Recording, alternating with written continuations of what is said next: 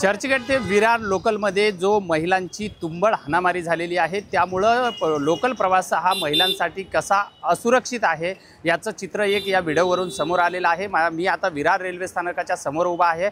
माझ्यासमोर काही महिला प्रवासी आहेत, आपण त्यांना विचारूया की मॅडम काय सांगणार की 17 तारखेला महिला डब्यामध्ये महिलांची तुंबळ हाणामारी झालेली आहे, तसा एक व्हिडिओसुद्धा व्हायरल आला आहे। तर एकंदरीत तुम्ही रेल्वेने प्रवास करतात, काय स्थिती असते महिलांची?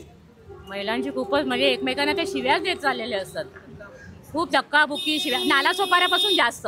एकतर त्या नालासोपाऱ्यावरून रिटर्न येतात ना, नालासोपाऱ्यावरून रिटर्न येतात की नाही, त्या तर खूप दादागिरी करतात।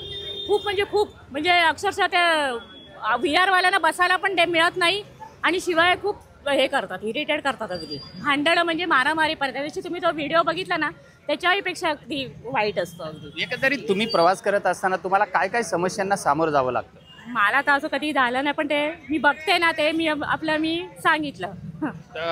तू क्या कहेगी कि अभी तू जो डेली का सफ़र करती है, किस तरह का सफ़र है महिलाओं के लिए? महिलाओं के लिए ये सफ़र बहुत कठिनदायक है, क्योंकि जब हम ट्रैवल करते हैं तो कई बार ऐसा होता है कि कई बार मैंने भी इस तरह की मारा पीटी का वीडियो बनाया है, लेकिन कुछ वीडियोस जो है वो ज़्यादा वायरल हो जाते हैं, कुछ वीडियोस ठीक तरीके से वायरल नहीं हो पाते हैं। सरकार जो है, महाराष्ट्र सरकार, वो लाडली बहन के मुद्दों पर काम कर रही है। तो मैं कहना चाहूँगी कि लाडली बहन के लिए अगर असल मायने में काम करना है तो लाडली बहन फ्रस्ट्रेशन से काफ़ी जूझ रही है। घर से उठती है तो सुबह बच्चों का टिफ़िन, पति का टिफ़िन, परिवार का ख्याल करते हुए, देख रेख करते हुए वो कामकाज को अपने निकलती है। और जब कामकाज को निकलती है तो ट्रेन में जिस तरह से जद्दोजहद करते हुए आगे बढ़ती है, तो उसे जितनी परेशानी होती है ना, उसमें महिलाओं की किसी का दोष नहीं है। लेकिन इस पर प्रशासन को गौर करना चाहिए और इस पर साथ ही साथ केंद्र सरकार को बहुत ज़्यादा गौर करना चाहिए। और अब तो भाजपा की सत्ता है। तुझे वीडियो देखा है लोकल का, वो क्या वीडियो में से क्या लगता है? वीडियो में से ये लगता है कि मुझे लगता है शायद उनको सीट नहीं मिल पाई होगी या धक्का लगा होगा, इस तरह की कोई घटना होगी। कई बार ऐसा होता है कि सीट महिलांनाही समजून घेत नाही, अजिबात समजून घेत नाही महिलांना पण। हे नालासोपारावरून रिटर्न येणाऱ्यांची हीच गत आहे विरारवाल्यांची। ते जरा सगळं हे करायला पाहिजे, ॲडजस्ट करायला पाहिजे रेल्वेवाल्यांनी। मॅडम तुम्ही काय सांगणार, काय वाटतं स्थिती सध्याची, काय रेल्वेची स्थिती आहे? आता रेल्वेची स्थिती एवढी गंभीर आहे की हे सगळं जो व्हिडिओ आहे कोणी काढतात म्हणून आपल्याकडे येतो, ती व्हिडिओ नाही आणि आपण बघतो आता महिलांच्या किती मारहाण झाली हे जे व्हिडिओ आला आहे त्याच्यामध्ये।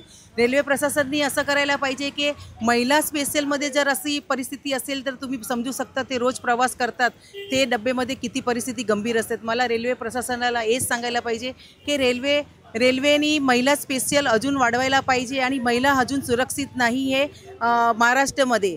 आता बोलतात की भाजपची सरकार आहे आणि विकास झाला आहे, असं झालं आहे, परिवर्तन झालं आहे। मला असं वाटते भाजपाची सरकार आली आहे तेव्हापासून महिला असुरक्षित आहे, तसं माझं म्हणणं आहे। मॅडम काय सांगणार? मैं तो बोल रही हूँ कि ये ना महिलाओं को है ना थोड़ा सा रेलवे डब्बा बढ़ाना चाहिए और बस इतना ही।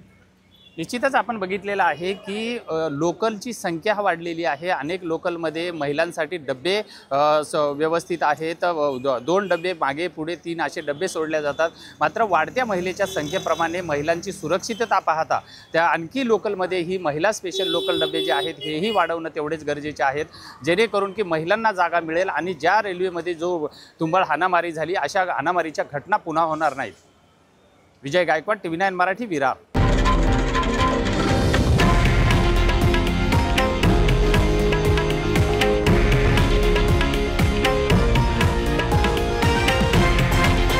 हे आहे देशातील नंबर 1 न्यूज नेटवर्क आणि आपण पाहत आहात TV9 मराठी, एकमेव।